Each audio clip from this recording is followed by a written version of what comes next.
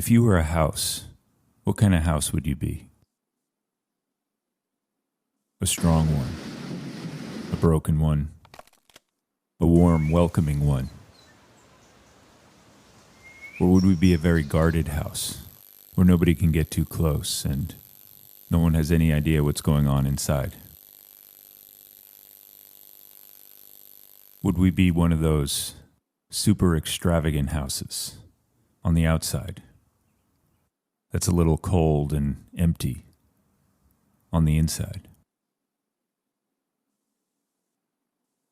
Or would we be an invisible house, all alone, right in the middle of all the other houses? Whatever it may be, I think for most of us, we're okay with the very basic upkeep. Something breaks, we fix it, a paint job here and there, and maybe a new rug in the bathroom. And our house is good. Enough.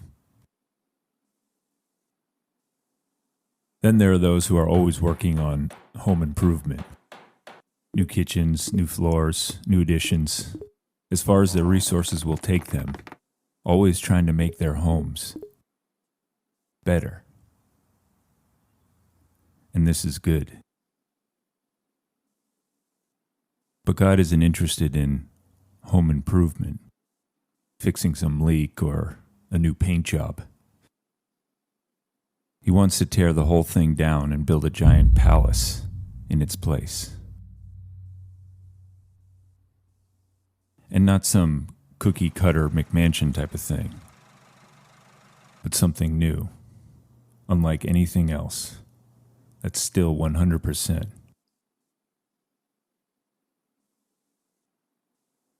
Now, this type of building is supernatural and requires supernatural construction and materials.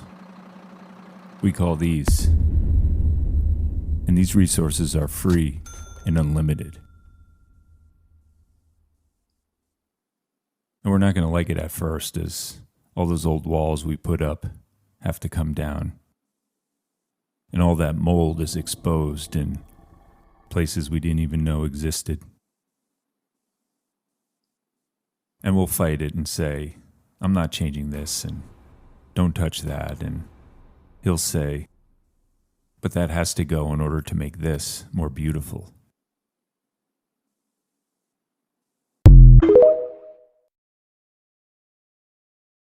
And we'll think we know better and try to do the plumbing our way.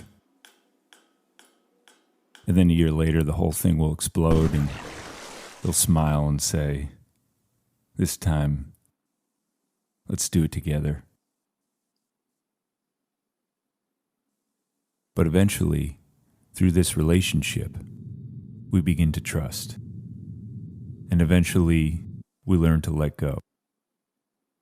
Until eventually, we leave the keys to the whole thing in his hands. We call this. And the work is never done, not even in a million lifetimes. It just keeps evolving, slowly and imperceptibly, becoming more and more. And the whole thing is built on a foundation that will never break,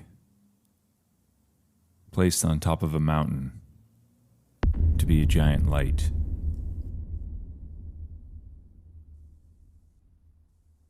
God isn't interested in just some nice house. He wants it to be perfect because he's moving in. The God of the universe wants his spirit to live in you, and you in him for all eternity. That is an intimate relationship. So he's waiting, even at this very instant, bags packed in his giant excavator, ready to break ground. But he's not going to touch a single thing without our consent.